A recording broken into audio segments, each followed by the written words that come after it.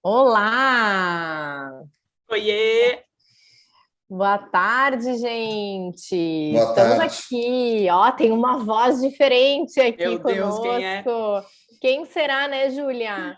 Quem Estamos com um será? convidado especial, né? O nosso podcast, o Pode Estalar, ele tem trazido grandes convidados para que a gente possa conhecer visões distintas, né? E poder ampliar um pouco a nossa perspectiva, o nosso olhar com relação à gestão de pessoas, à liderança, né? A área de gestão de forma geral, assim. E hoje o nosso convidado especial é muito especial. A gente tem uma relação aí, já vai fazer quase 4 anos, né, Mark? Que a gente Verdade, trabalha juntos, né? verdade. Então hoje a gente recebe aqui no nosso podcast e no YouTube também, para quem está nos acompanhando, o Mark Boadas. O Mark é diretor-geral da Comex do Brasil, né? Uma empresa que nós temos um carinho enorme, a gente trabalha já no desenvolvimento de lideranças há bastante tempo, né? Acompanhamos a evolução do negócio, né? Muitas mudanças. E tem a Crislane no RH, que é a nossa parceira também, já deixar um abraço para a Cris, né? A gente está sempre aí próximo.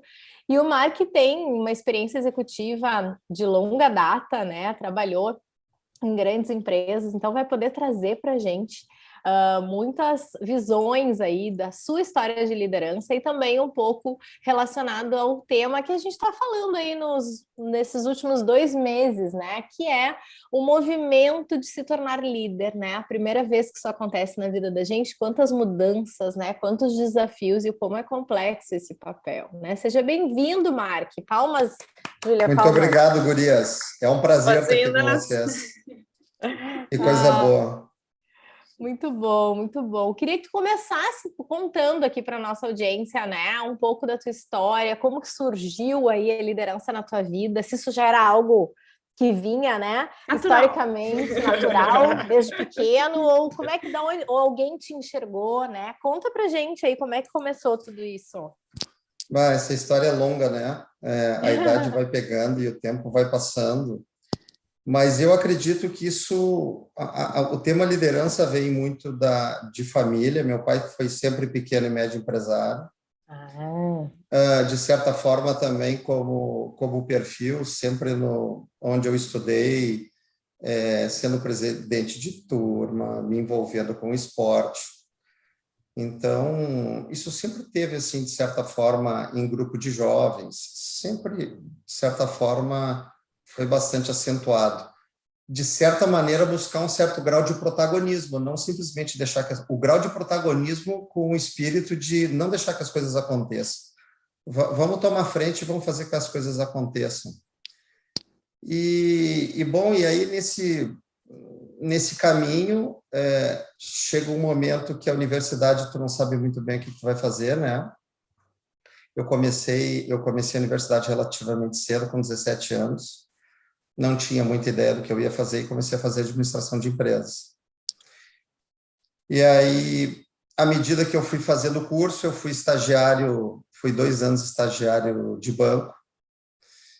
E aí, no segundo momento, eu com 20 anos, fazendo universidade, mais ou menos na metade da universidade, eu fui trabalhar numa multinacional importante, setor automotivo. Comecei a trabalhar em compras e fiquei em compras 15 anos, olha, que foi muito muito tempo. tempo, né? Eu, depois de fazendo análise, foi muito tempo. Mas eu fiquei 15 anos na área de compras, de estagiário até diretor de região. E a liderança, ela começou a aparecer para mim de direito, não de fato, mas de direito. Quando eu me tornei supervisor, acho que eu tinha uns 24 anos, e aí começou sendo supervisor de uma área, dentro da área de compras, de uma determinada planta, muito jovem, né, com muito hormônio e pouca senioridade. Muita Mas é energia, legal, né? Muita muita energia. energia. Mas eu acho que isso é uma coisa legal, né? Tu vem com Uhum. alguns conceitos. Como eu era muito jovem, acreditava que era um jovem com certo nível de talento. Então, tu acredita que todo time tem que ter esse perfil, e aí começam alguns equívocos, né, no que diz respeito não à forma, mas ao conceito.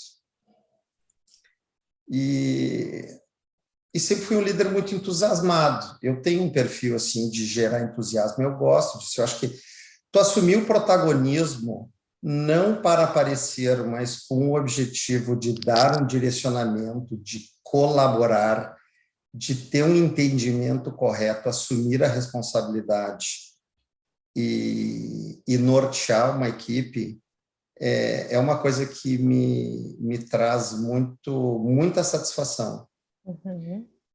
E eu acho que esse é um sentimento que o líder tem que ter, né? Eu diria que esse é o sentimento que o professor tem que ter. Quando ele está com um conjunto de crianças ou quando ele está com um conjunto de teenagers no ensino médio, ou quando ele está numa universidade gerando, provocando, direcionando. O líder passa pelo mesmo papel. Pode ser chato, tu pode ser aquele chefe chato, ou tu pode ser um exemplo, tu pode ser... Tu gera tu provoca esse estímulo nas pessoas. Então, eu acho que esse, para mim, é o fator nevrálgico. Mas dentro desse caminho, e eu cheguei à gerência e depois uma direção relativamente jovem, em algum momento da minha carreira, então, eu cheguei à direção na mesma disciplina que eu comecei. Que isso, de certa forma, te traz um certo grau de conforto, porque te gera um certo grau de conforto, mas também te incita a um certo grau de micromanagement, certo? Porque tu conhece a entranha da disciplina. Sim. E aí, num determinado momento, eu recebi um desafio dentro desse processo de liderança para assumir uma fábrica, que era uma coisa completamente diferente. Eu fiz a brincadeira com a Júlia antes, que tem uma engenheira. Eu estou líder da companhia que eu trabalho, que é uma empresa de engenharia, mas eu não sou engenheiro. Eu sou administrador. Então, e é um nicho específico, né, Marcos? Os engenheiros em si. É uma coisa realmente... Eu tinha um sonho, em algum momento da história, eu sempre dizia assim, eu ainda vou ser o diretor da engenharia, certo? Eu sempre fui cliente. Então, eu estava comentando que eu tinha a ilusão de que um dia a engenharia reportasse para mim, porque sempre a engenharia é uma coisa muito complexa, muito cartesiana, muito peculiar, e de vez em quando ela não se movimenta na velocidade das áreas comerciais, da necessidade de produzir e assim por diante. Então, eu na Comex comecei a ter essa mesma sensibilidade, que é um tema muito delicado, mas aí tu consegue entender porque ele tem que ser, como dizia um colega meu no passado, a engenharia tem que ser cartesiana, ortogonal e ortodoxa. Olha! Para tu minimizar os erros em campo e na casa do cliente. É verdade. Então, tu tem que ter um homem de negócio, tem que ter um profissional de negócio, tem que ter muita parcimônia dentro das decisões técnicas para que essas não tenham impacto na casa do cliente, na casa ou em campo, né? Então, mas de qualquer maneira, voltando ao tema do conceito de ser líder, quando eu fui para a fábrica, também foi um impacto muito interessante, de muito aprendizado e de uma mudança de abordagem muito grande, por ter um público mais heterogêneo. Certo? Então, também foi um momento de aprendizagem muito importante e aonde eu não tinha o conhecimento operacional. Eu ia te perguntar, porque o que acontece, que tem muito na tua história, né? A gente se especializa numa área, né? Então, tu tá lá dentro daquele processo, a liderança vem, e isso naturalmente aconteceu contigo também, mas quando a gente migra, né, para uma área desafio, porque é uma área maior ou de amplitude diferente, de especificidades diferentes, né? Uma área mais técnica, né? Uma área específica, às vezes a gente pode dar uma patinada, se perder um pouco, né? Porque o nosso conhecimento base, ele não é aquele, né? E a gente tem visto muito isso, assim, né? O quanto o líder precisa reaprender a aprender, né? Então, tudo bem, eu sabia muito daquilo, mas essa nova casa eu não conheço, né? Assim, tu viveu isso, tu teve essa sensação de ter que reaprender muita coisa? Vivi, mas então olha só que interessante, vamos dar um pequeno passo para trás. Se a gente está falando de não só de liderança, mas de carreira, 15 anos na mesma área, mesmo que eu tenha mudado muito as responsabilidades e amplitude da minha responsabilidade, na minha opinião, é um erro estratégico de planejamento de carreira. Quem planeja a tua carreira é tu mesmo. É tu mesmo, é isso aí. Não é a empresa que tu trabalha, certo? Tanto no que diz respeito ao caminho que tu está seguindo, como da tua formação. Então, eu não me arrependo do caminho que eu segui, mas como amplitude, ficar 15 anos na mesma área, eu diria que eu não repetiria esse caminho. Sim, podia ter te experimentado em outras coisas, ter ampliado tua bagagem, teu olhar, assim. Exatamente. Já tá aí uma dica, então, né? Já temos uma dica. Exatamente. Eu acho que esse é um caminho importante. Tu buscar andar para o lado para buscar amplitude é mais fácil do que tu buscar o topo na mesma disciplina e perder essa lateralidade. Sim. Se tu sobe na tua carreira e tu não tem a lateralidade, tu perde a propriedade, né? Ou tu deixa de ganhar a oportunidade de ter propriedade de maneira mais abrangente. Então, o que ocorre? Quando tu dá um passo como esse de sair de uma área comercial como eu estava, que era a área de supply chain, a área de supply chain ela acaba sendo bem abrangente dentro da indústria automotiva, porque ela realmente penetra dentro da cadeia de fornecedores, onde tu tem que ter um envolvimento em nível de manufatura, de processo de manufatura, PPAPs nível 4, nível 5, onde tu te envolve no processo do fornecedor e assim por diante. Mas quando tu muda de disciplina e tu tem pouco background, o que acontece? A tua capacidade de gestão tem que ficar maior. Tu tem que ampliar a tua capacidade de gestão, porque tu perde propriedade dentro daquela disciplina. Então, primeiro que tu tem que estabelecer, no meu ponto de vista, muito bem a tua equipe. Tu tem que estabelecer os teus indicadores de performance de maneira que tu tenha um entendimento bastante bem do que está acontecendo. E tu tem que definir os teus objetivos dentro desses indicadores para que a comunicação como tu não tem toda a propriedade entre o teu time de liderança, né, e a tua responsabilidade como gestão de uma determinada área ou de um negócio, ela realmente tem que ir para um outro patamar, porque tu não vai ter propriedade para conseguir discutir tudo. Em contrapartida, por osmose, que é interessante, mas não deveria ser por osmose, tu diminui micromanagement. Sim. Porque tu não tem propriedade para aprofundar muita coisa. Sim, tu vai estar numa perspectiva mais ampla, não tem como, tu não está ali tu não era operador, né? Inexoravelmente, tu vai ter que ampliar, tu vai ter que ter entendimentos táticos, estratégicos da área ou disciplina, mas tu tem que te municiar em outro nível, porque senão tu não vai ter capacidade para fazer. E aí tu realmente entra no processo de gestão na sua plenitude. Esse é o meu ponto de vista, né?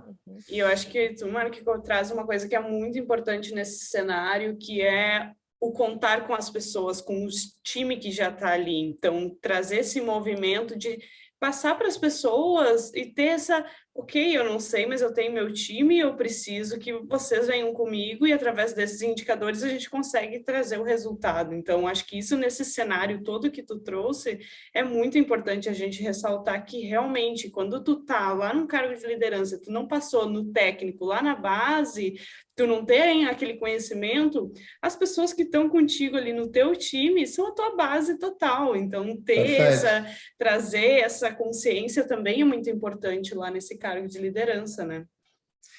Tu tem que ter tu tem que criar um relacionamento de confiança. Confiança. Que é fundamental. né? Exato. Criar relacionamento de confiança é empoderar, Perfeito. exigir, é fazer um bom fluxo de feedback para que realmente as expectativas estejam bem claras. É fazer uma gestão participativa. O que é uma gestão? Não é orçamento participativo, tá? É gestão participativa. O que é uma gestão participativa? Eu, particularmente, indo um pouco para o conceito do que eu acredito de liderança, participar o teu time, não somente em processos decisórios, mas no que está acontecendo, o meandro do processo de gestão cria o famoso sentimento de ownership, né? De tu te sentir dono, do profissional realmente ter a perspectiva de influenciar no processo, e aí começa a haver um processo de doação muito maior do que simplesmente o líder toma a decisão e quem faz parte dessa equipe segue o líder. O caminho não pode ser esse, né? Então, tu participar e expor os profissionais da tua equipe para que realmente eles cresçam e tu consiga tirar o melhor dessa equipe, no meu ponto de vista, é fundamental. E a fábrica, para mim, foi muito legal. Então, eu tive assim, eu fiquei aproximadamente 1 ano numa fábrica muito grande, e isso me trouxe uma experiência muito interessante. Isso foi na mesma empresa que tu ficou? Foi na mesma empresa. Legal. Foi na mesma empresa. Fiquei 21 anos nessa empresa. Olha aí, a vida inteira quase. Quase a vida... Não, a vida inteira não. Já estou há 7 anos aqui, mais 21, né? Tá, então, mas aí me fala um pouco... A metade de uma vida inteira. A metade. Isso. E aí, quando tu migra para uma nova companhia, já num papel de liderança, porque daí tu chega líder num lugar que tu não tinha história, né? Certo. E aí? Legal, então vamos lá. Aqui eu acho que tem parâmetros bem interessantes. O primeiro, o planejamento para fazer essa mudança foi meu. Então, eu tinha como objetivo ser líder de um negócio. Para exercer a gestão e a liderança de maneira muito ampla. Certo? Que é o que acontece comigo hoje. Então, eu tenho a responsabilidade... Era o teu objetivo, era um objetivo Era o meu objetivo, e eu planejei isso de certa maneira, me surgiu a oportunidade, fui convidado para vir trabalhar na Comex e assumir a responsabilidade pela operação do Brasil. Legal, então o primeiro ponto que eu acho que é bem importante, quando tu tem essa...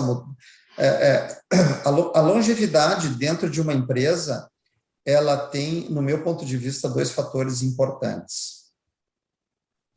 Ela te gera muita ilusão quando tu... uma boa ilusão. Quando tu começa operacionalmente nessa empresa e tu galga uma história, os teus objetivos passam por simbolismos, né?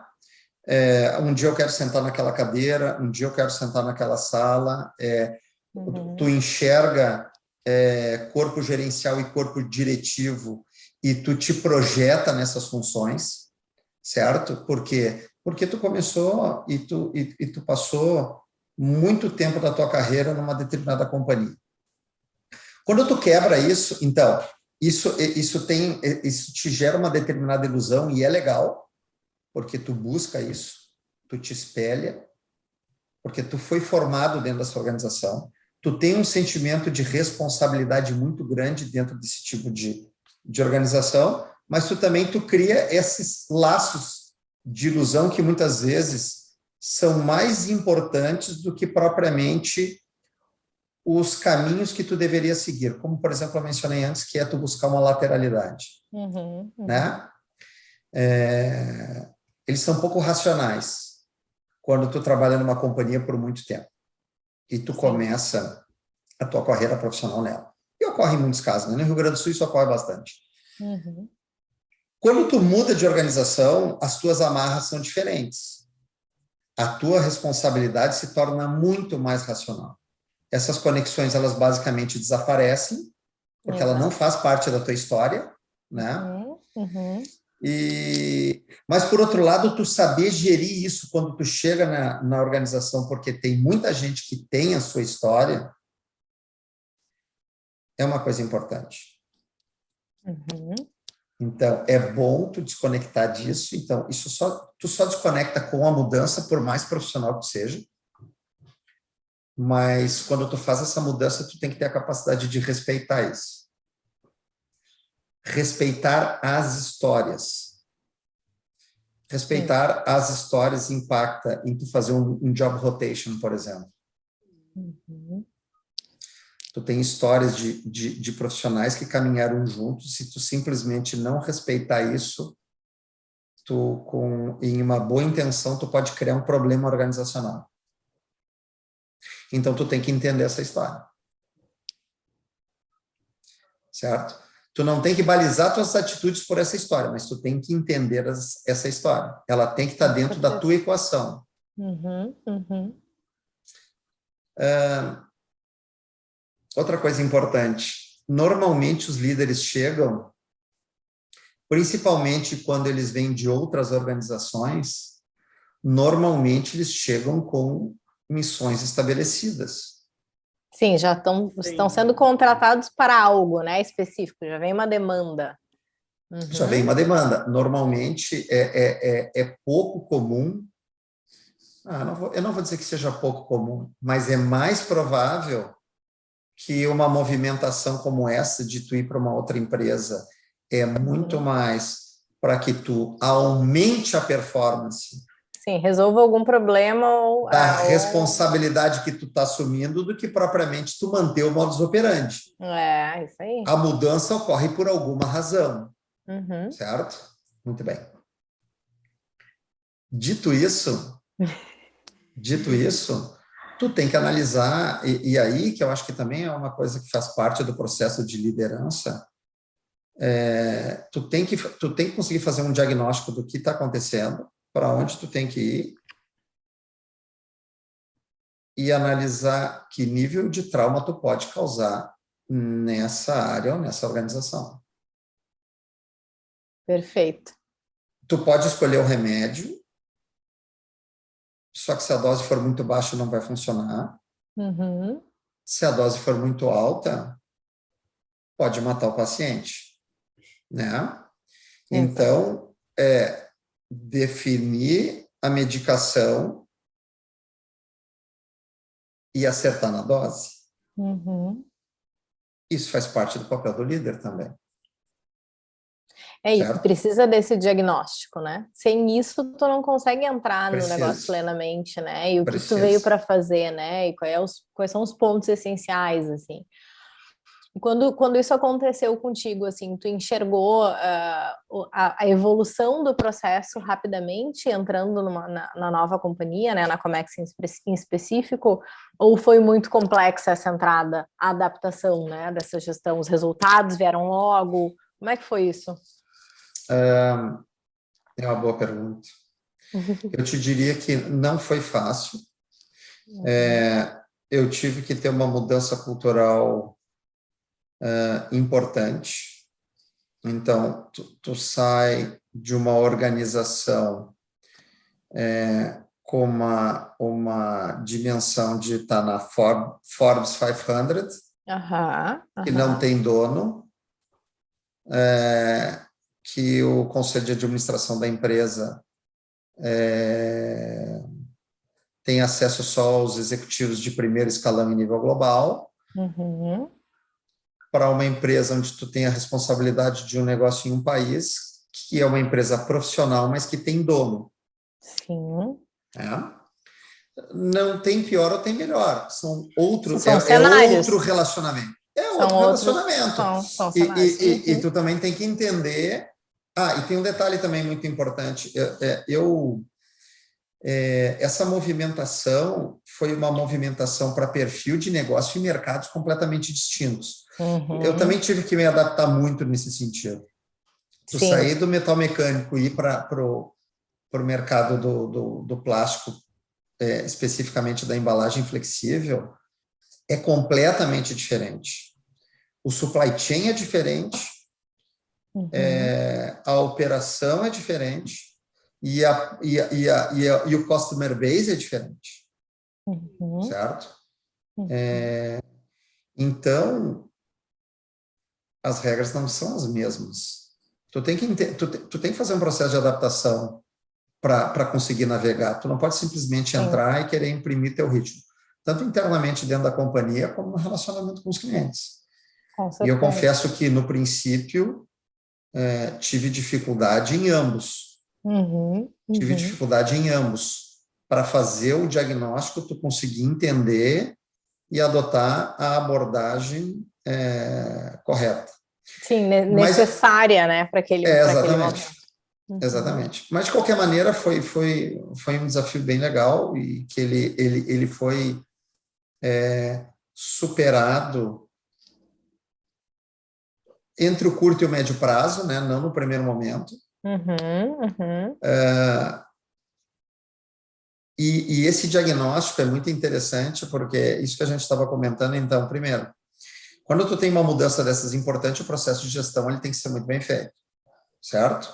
Sim. Onde a gente está, onde é que a gente quer chegar, quais são os indicadores que permeiam isso, quais são os objetivos estabelecidos para cada indicador, qual é a equipe que tu tem, aonde essa equipe pode chegar, certo?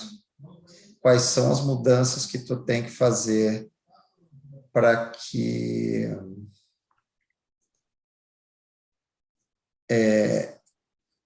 o remédio funcione, nem mate, nem seja inócuo, certo? Sim, faça o efeito, desejado, né?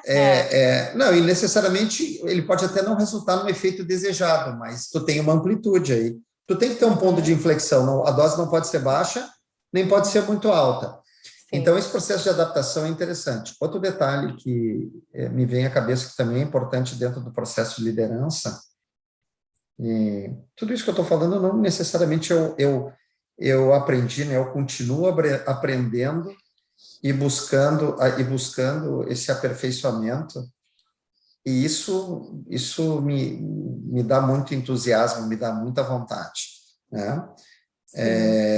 Tu tem que ter uma adaptação dentro do processo de gestão, na abordagem comportamental com os teus liderados. Sim. Conhecendo esse público novo, né? Que são outras pessoas que... Esse público e essas pessoas, né? Em cada indivíduo, né? Nós temos boas experiências, inclusive, sobre isso. Né? Então, assim... tu tem a capacidade, dentro de um perfil, e eu tenho um perfil que é um pouco imutável, eu não tenho como mudar, eu tento aperfeiçoar, mas um perfil um pouco mais visceral, né? Um pouco mais sanguíneo, tu conseguir adaptar isso aos profissionais que trabalham diretamente contigo, tem alguns momentos que tu acaba te violentando, né? Mas, de certa forma, é verdade, tu tem que incrementar um pouco o teu autocontrole, tu tem que ter uma abordagem mais direta, outros, quem sabe, nem tão direto, certo? Tu conseguir identificar o quanto que tu pode tirar de cada profissional. Tu não pode perder um profissional que seja... que tem uma performance segundo, terceiro quartil, por exemplo, porque o teu nível de exigência dentro de uma determinada área faz com que ele não chegue, então tu tem que ter a capacidade ou de deslocar, ou de contratar, ou de preparar e desenvolver esse profissional para ele chegar num determinado nível. Isso tem que ter um grau de dedicação. Isso faz a diferença. Faz a diferença. E é isso, a Júlia não te conhece, né, Mark? Assim, então a gente está aqui, né, no momento da apresentação. Sorte é o dela, é o que a gente mais enxerga, e por isso que a gente convidou o Mark para vir falar, né? Porque tu fala do sanguíneo visceral, né? Mas essa intensidade que tu traz, né, é uma intensidade que contagia, né? Então a gente vê as pessoas, por mais de perfis distintos, né, que a gente enxerga no teu time hoje, né? O quanto tu é autêntico e aberto, e as pessoas, é muito fácil, se a pessoa quiser, ela tá ali entendendo aquilo que tu está trazendo, né? Se ela estiver aberta a compreender, tu transparece isso, né? Isso vem contigo, assim, né? E isso, eu acho que não é se moldar, né? É tu poder realmente deixar claro aquilo que tu acredita, aquilo que tu idealiza, né? E tu traz isso muito forte. E a gente enxerga que grandes líderes conseguem mobilizar as pessoas a partir desse vínculo, né? Porque eu consigo, se eu sou verdadeiro e humano, eu consigo vincular com aquela outra pessoa para que ela me entenda e a gente vá junto no caminho, né? Sem dúvida. Humanizar todo o processo, né? É, Que não isso é traz fácil, né? muito. Exato, nem para o líder e nem para o liderado, essa nova relação. Então, humanizar isso facilita muito o processo, né? E, Mark, eu ia te comentar, eu sou engenheira, né? Eu gosto de um passo a passo aí.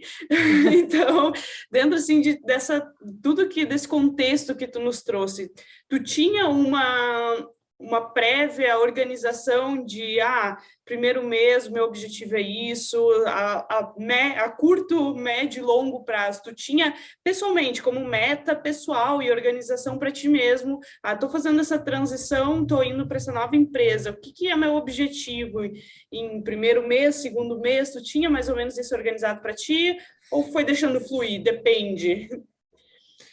É uma boa pergunta, Júlio.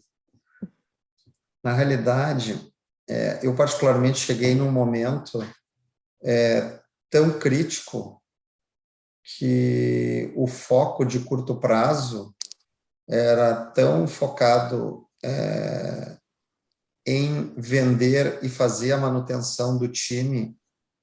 Uma equipe que vive de conhecimento, como uma empresa de engenharia, que é a nossa, quando tu tem um momento de crise muito forte, tu tem que sobreviver e tu tem que fazer a manutenção do conhecimento, né? Uhum. O conhecimento, de certo, tu pode fazer a gestão do conhecimento aonde tu vai armazenando as tuas experiências, mas o conhecimento está na tua equipe. Então, os dois grandes objetivos eram efetivamente sobreviver vendendo uma empresa de máquina sem negócio, não funciona, né? E isso acontece. Tu pode postergar a compra de um equipamento e fazer a manutenção do time era o grande desafio dentro de um ambiente, um determinado momento, bastante caótico, né? Então, o plano era bastante simples de curto prazo, encher a casa e fazer a manutenção de uma equipe Bem técnica simples, importante. bem simples. Não, mas simples. Como objetivo, mas quando tu entra num survival mode, vamos lá! Quando tu tá na pirâmide de Maslow e tu desce lá para as necessidades de segurança fisiológica, não tem muita coisa que tu tenha que decidir, certo? Tá certo. Então, é mais ou menos isso. Mas a gente também tem que ter... Aí que tá, nem tudo é rocket science, né? Nem tudo é. E muitas vezes a simplicidade dentro dos seus objetivos é a coisa mais importante. Então, eu cheguei nesse momento, vou dizer assim, então, o que eu vou aplicar aqui dos meus super conhecimentos para conseguir resolver a solução? Não tinha muito o que tu aplicar. Realmente era tu colocar um determinado esforço para tu conseguir. Eu acredito muito... sempre tu tem que ter um bom plano, tá? Independente do momento que tu esteja. Mas os planos são dinâmicos, certo? Então, os planos são para não ser executados, mas tu tem que ter uma direção e um caminho. Então, tu estrutura um plano e tu tem que ter... se eu vou atravessar o Atlântico, certo? E eu vou à vela. Se o vento mudar e a maré mudar, eu vou ter que mudar o meu planejamento. Mas eu tenho um plano, certo? Eu tenho que conseguir... o meu leme tem que estar funcionando bem e eu tenho que conseguir mudar minhas velas com velocidade para que eu consiga seguir um caminho para que eu chegue no destino, mesmo que ele não seja o caminho que eu planejei em 100%. E o líder tem que ter a capacidade de fazer essa mudança. Mas eu acho que uma das coisas que eu tenho mais aprendido, eu sempre tentei ser esse líder que gera o entusiasmo, gera a confiança e que tem a convicção. Mas o ser humano, ele é muito complexo, certo? E uma coisa que particularmente, por incrível que pareça, eu venho entendendo e não faz muito tempo, e dentro dos nossos, inclusive, os nossos processos de formação, isso se tornou bastante evidente. Eu não me recordo se foi tu, eu tinha que pagar o royalty. Ah, sim, a frase. Eu acho que a frase foi tua, não foi? Foi. Que a cultura é igual ao somatório dos comportamentos, né? Isso. E isso pode ser bastante simples, mas na realidade é bem profundo, né? Bem profundo. Bem profundo. E se tu começa a refletir sobre isso, mudança cultural é uma coisa muito delicada. E a liderança não só a mais alta, mas a intermediária, seja ela qual for, ela pode soprar para o lado certo, dentro da cultura que a companhia espera, ou não. Uhum. Correto? Sim. Então, dentro daquela estruturinha da liderança pelo exemplo, e assim por diante. Então, vamos fazer uma reflexão. Nós somos gaúchos, certo? Uhum. Então, vou fazer um meia-culpa aqui, inclusive. O gaúcho, para socializar, ele já diz assim, olha o tempo como é que tá, né? Se tá frio, é porque tá muito frio. Se tá calor, é porque tá muito calor. Se não tá chovendo, é porque falta Tem uma chuva. justificativa. E se tem muito sol, é porque tem um sol para cada um. Não, mas a gente tem essa cultura. É uma realidade. É um bom começo tu falar, tô correndo, tô cansado. Não é um pouco do nosso povo. Eu falo porque eu sou gaúcho, né? Uhum. Isso, na realidade, é o reflexo da cultura da contenção. Então, eu não vou falar do povo gaúcho, mas eu vou falar assim, de companhias e de áreas que eu já vislumbrei em organizações que eu trabalhei e outras que não. E eu, particularmente, trabalho fortemente nesse sentido. A cultura da contenção é muita transpiração. Rio Grande do Sul, baixar a cabeça e trabalhar. Muitos de nós já ouviram isso, certo? Para mim, esse é um equívoco tremendo. É um equívoco. Tu tem que fazer planejamento, tu tem que ter a capacidade de fazer a contenção, tu tem que girar o PDCA para tu identificar a causa raiz do problema que tu fez a contenção, e esse problema não pode se repetir mais. Tu não chega a nível de excelência numa cultura de contenção. Certo? Uhum. Quem muda essa cultura? Se cultura é igual a somatório de comportamento, se o líder se comporta na contenção, qual é a cultura da companhia? É a contenção. Ela nunca vai ser nível de excelência e todo mundo vai trabalhar demais. Para não dizer outra coisa feia. Certo?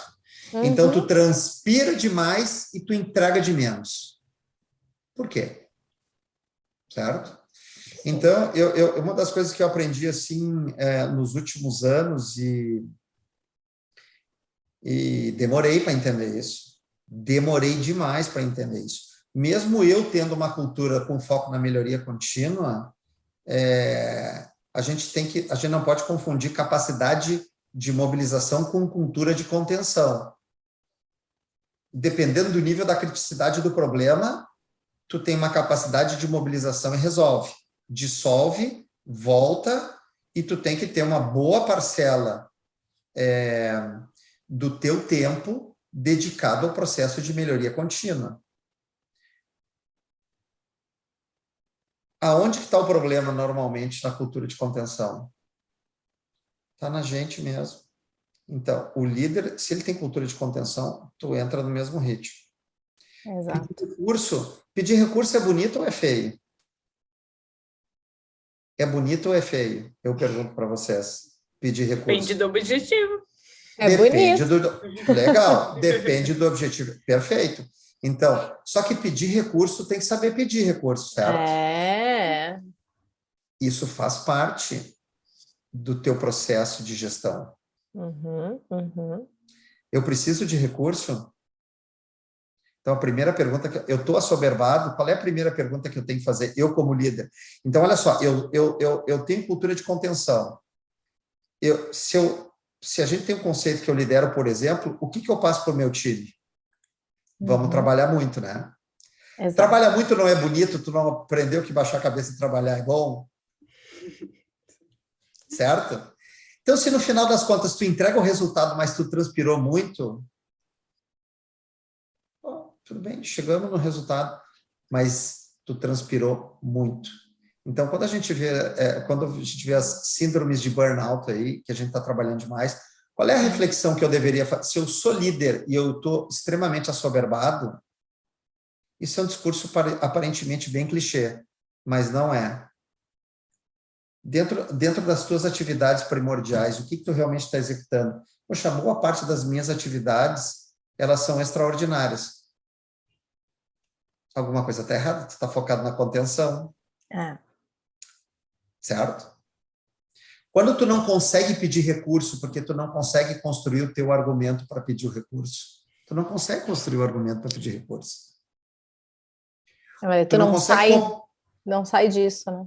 Claro que não, tu trabalha muito, mas tu não consegue. E nós, como seres humanos, nós tivemos boas discussões também nesse sentido, Cecília. Sim. Qual é o nosso pior inimigo? Eu fui aprender isso com um certo grau de maturidade já. O meu pior inimigo, quando eu vou escovar os dedos de manhã, ele está no meu espelho. A gente mesmo. Não é verdade? Então, se eu estou assoberbado, estou trabalhando demais e estou entregando de menos, a primeira análise que eu deveria fazer é o que eu estou fazendo. Sim. Sabe quando é que eu comecei a aprender isso? Quando eu não tinha chefe para chorar.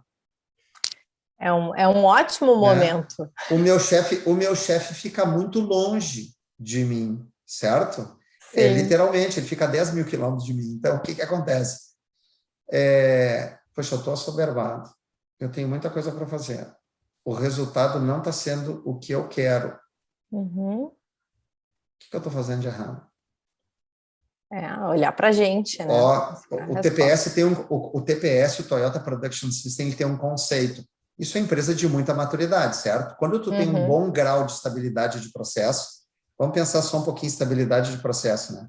Quando tu tem um grau de estabilidade de processo bom, se eu disser que numa montagem de veículo, numa linha de montagem, que tu produz uma quantidade importante de veículos, e qualquer operador dessa linha de montagem, ele vai puxar uma cordinha chamada andão, e ele pode parar a linha de produção, ele tem um empoderamento para fazer isso, significa que tu tem um processo muito estável, senão a linha ia parar o tempo inteiro, certo? O tempo inteiro não está lá puxando e parando. Exatamente.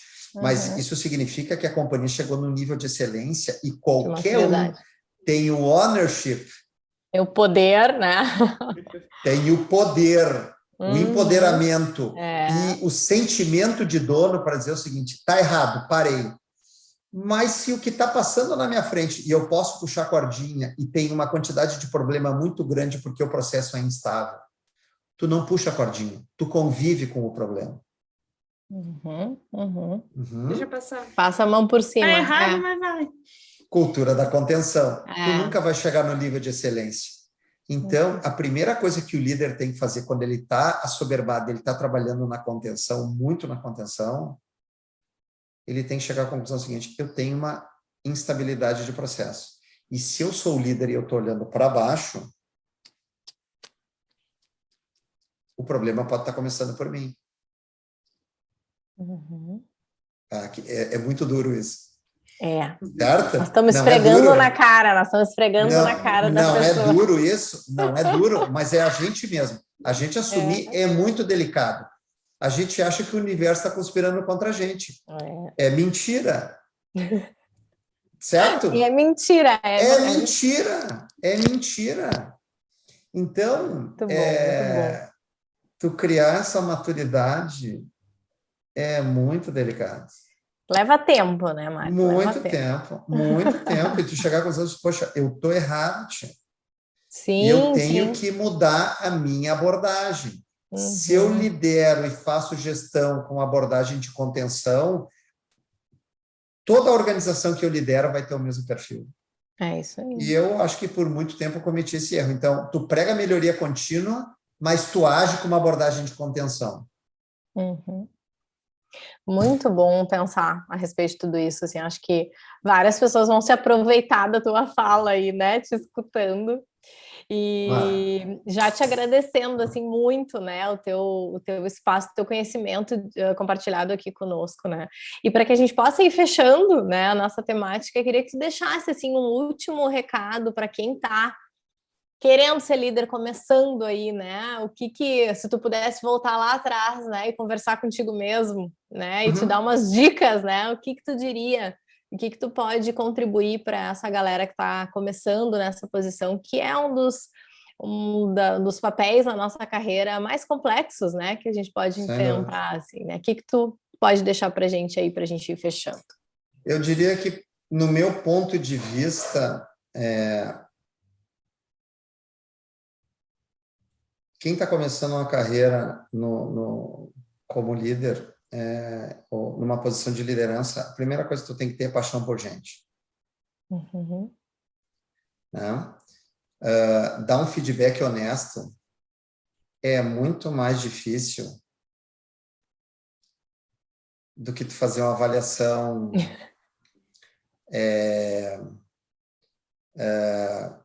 como eu vou dizer, tu fazer uma avaliação sem responsabilidade. Sim. Quem sabe alguns pontos de inflexões importantes na minha carreira foram feedbacks importantes, honestos e duros que eu tenho recebido. Claro que a forma é importante para que esse feedback seja bem absorvido, né? Mas eu diria, então, isso tudo está por baixo de ter paixão por gente, tu ter dedicação para o teu time, tu ter uma estrutura organizacional que não supere uma quantidade muito grande, senão a gestão é extremamente prejudicada. Eu vejo falhas importantes nesse sentido. Uhum. Tu fazer uma gestão de mais do que 8 profissionais, tu começa a ter dificuldade de tu realmente dar atenção. Olha só, isso parece muito clichê, mas é assim que funciona. Mas tu tem um profissional, dedicação, né?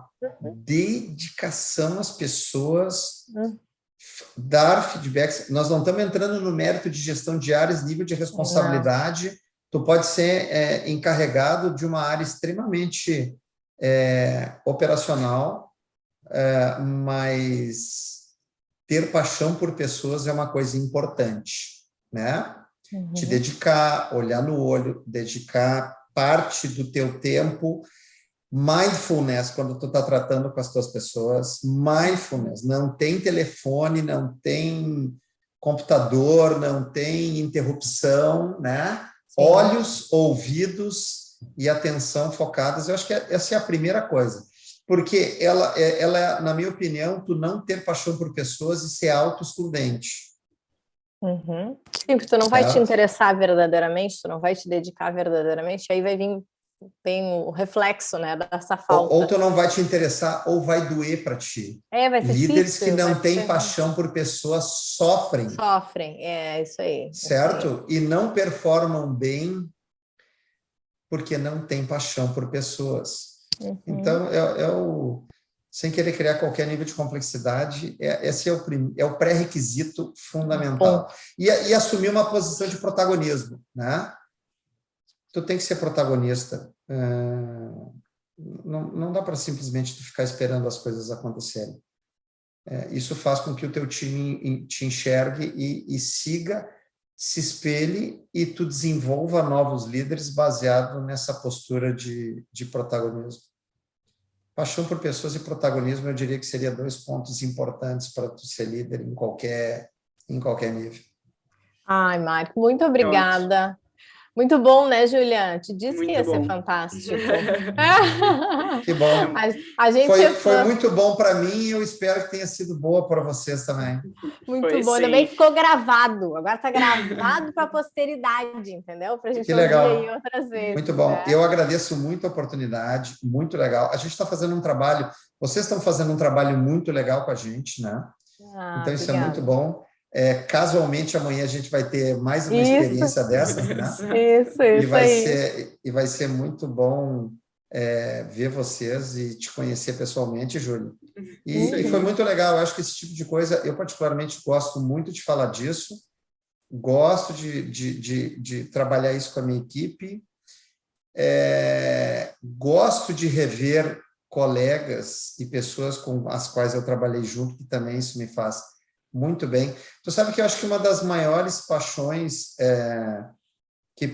ou uma das maiores recompensas que um líder pode receber é quando profissionais que tenham trabalhado contigo têm uma carreira profissional exemplar. Sim, né? aí tu vê o cara cresceu, né? Tá Muito lá, legal. e tu Isso sabe que é tu fez muito parte, legal. né? Que tu contribuiu um pouquinho, tu viveu aquilo ali, aquele sonho junto. Ou né? pelo menos eu te diria que tu não só que tu tenhas feito parte, mas é que tu tenha gerado esse interesse, Despertou alguma coisa. esse entusiasmo, essa vontade de liderar. Muito eu legal. acho que essa é a parte mais legal. Então, gurias, muito bom. Muito obrigado e ansiosamente esperando vocês. Tá bom, porque amanhã a gente aí. tem uma boa jornada. Muito bem, gente. Até o próximo episódio. Tchau, tchau. Obrigada. Tchau. Obrigado. Tchau.